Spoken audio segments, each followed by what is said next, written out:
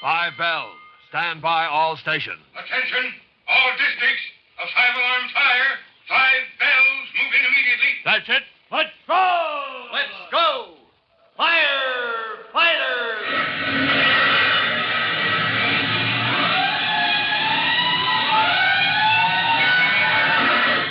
Presenting Firefighters, the true-to-life story of our unsung heroes who stand ready to ride by day or night against our most murderous enemy, the demon of fire. In just a moment, we'll join Chief Cody and rookie fireman Tim Collins in the home of Tom Culpepper, editor of the Plum Valley Courier. As his guests, the Chief and Tim have seen more than enough to convince them the town is actually in a dangerous situation when it comes to fires. Lack of equipment and untrained men were responsible for the Hancock block burning to the ground yesterday, and carelessness was to blame for the fire later rekindling and burning the newspaper office. Well, as a result, Tom Culpepper has asked them to join him in a fight to the finish in attacking this problem. Now, what their first step was to be, we'll see right after this message.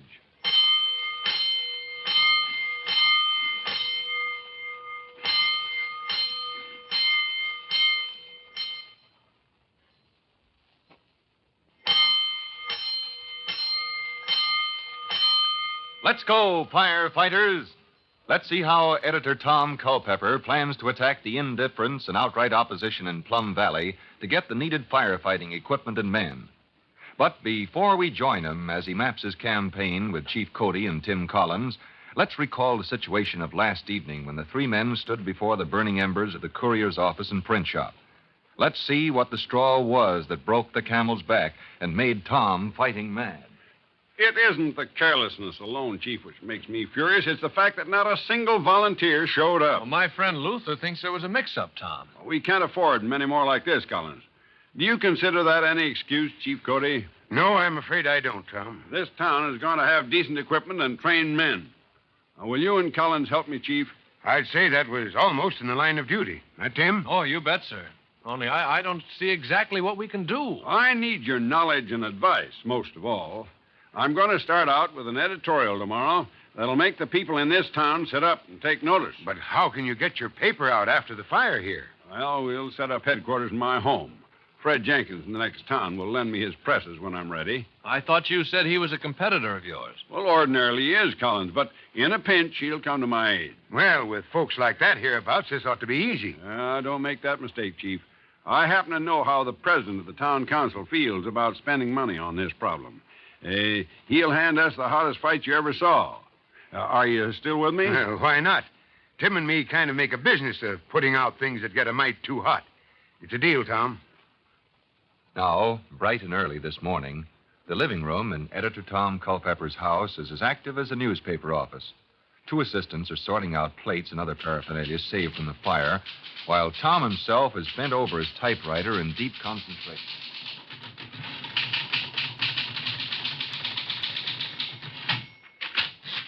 Well, I'm finished at last. Now listen to this, Chief, and you too, Collins. Huh? A town the size of Plum Valley can't afford a $200,000 loss from fire.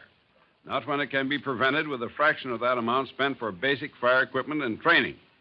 Take a look at the ruins of Hancock Block today. Ask yourself if that loss to the community was necessary. If the answer is no, turn out for the council meeting tonight where this subject will be discussed.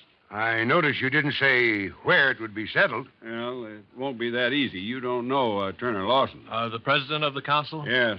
He's perfectly sincere, but he's set against spending the taxpayers' money on anything he thinks is unnecessary. And you'd be surprised how many people agree. Oh, but this is an investment in safety. That's true, Tim, but you got to show 'em, like I said. Folks always seem to think fire's going to strike the other fellow's home, not theirs. Well, I try to cover that angle down here. Now, here, let's see here. Oh, here it is, here. Take the Cotter Tool Company on the edge of town. Consider the business that one enterprise brings to Plum Valley. Think of the unemployment, the loss of revenue to every merchant, businessman, yes, every citizen, if that plant should be destroyed by fire. You're not trying to, scare 'em a bit, are you? Oh, absolutely not. Now, listen, Chief. You look that place over and see if it's not ripe for a fire. You'll need facts like that when you speak before the council this evening.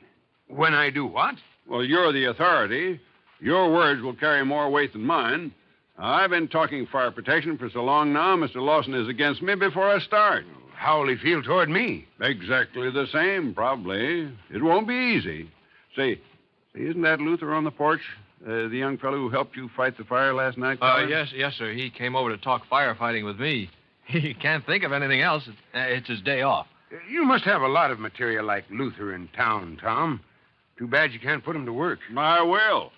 Right now, after I get a mighty thin edition of the Courier printed up in the next town, Luther could use his truck to help deliver. I want to get a copy in everybody's hand before tonight. Well, why not let me give him a hand, Tom? Oh, that'd be fine. While the chief is doing his research, you could... Oh, no, say. Wait a second. I wonder if that would get Luther in trouble. Delivering papers? Yeah. You see, he works for Turner Lawson. Oh. I'd hate to see him fired for helping me. I don't think I'm going to like this Lawson guy. Well, he's not an easy man to deal with. I'm afraid, Chief, you'll find out what I mean when you tangle with him at the meeting.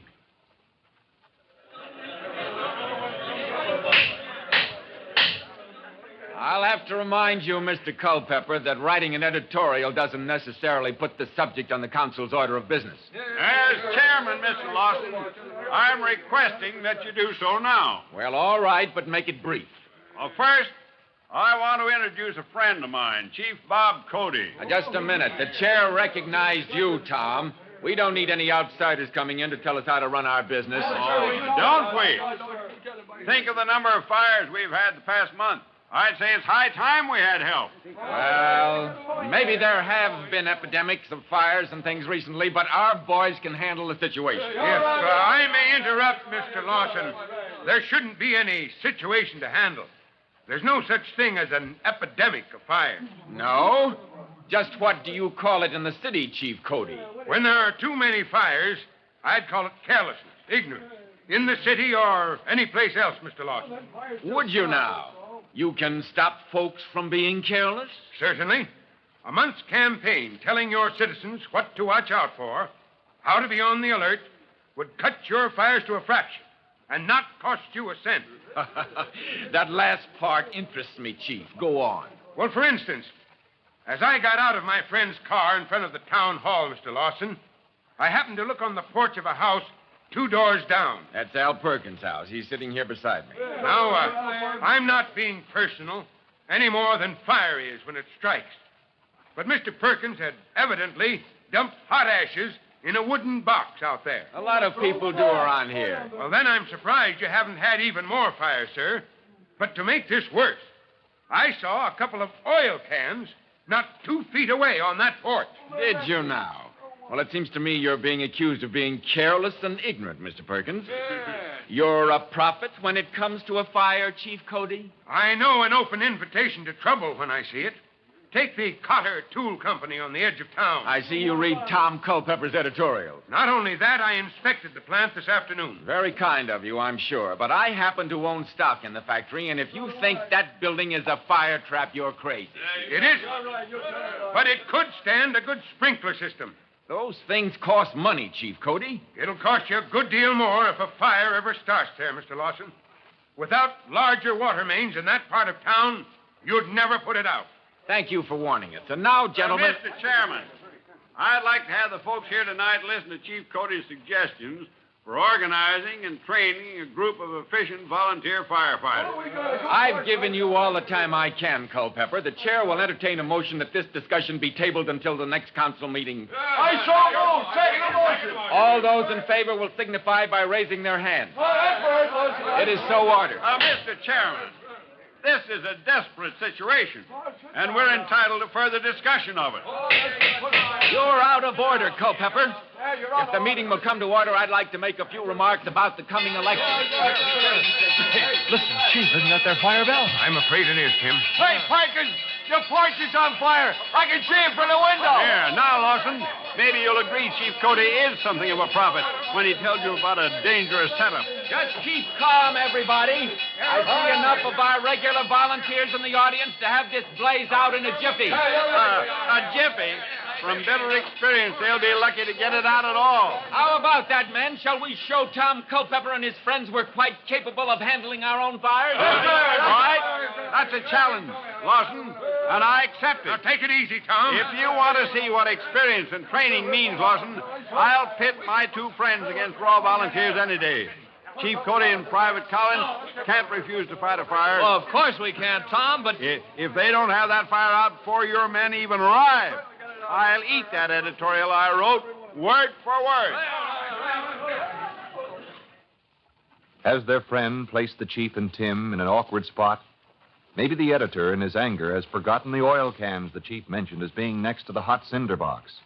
To see what happens now, be sure to join us next time for another exciting episode of The Firefighters.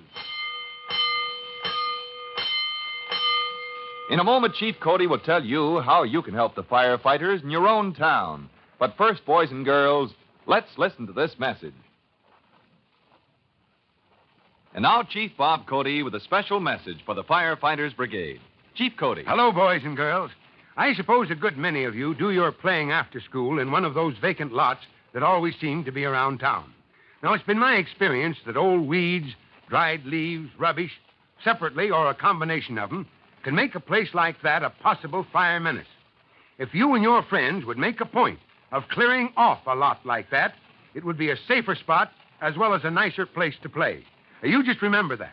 Now, till we meet again next time, this is Chief Cody saying, so long. Fire Chief Cody and the young rookie fireman Tim Collins will be back on the same station the next time you hear...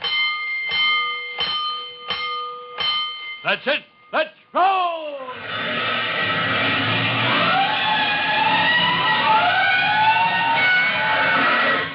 Let's go! Firefighters!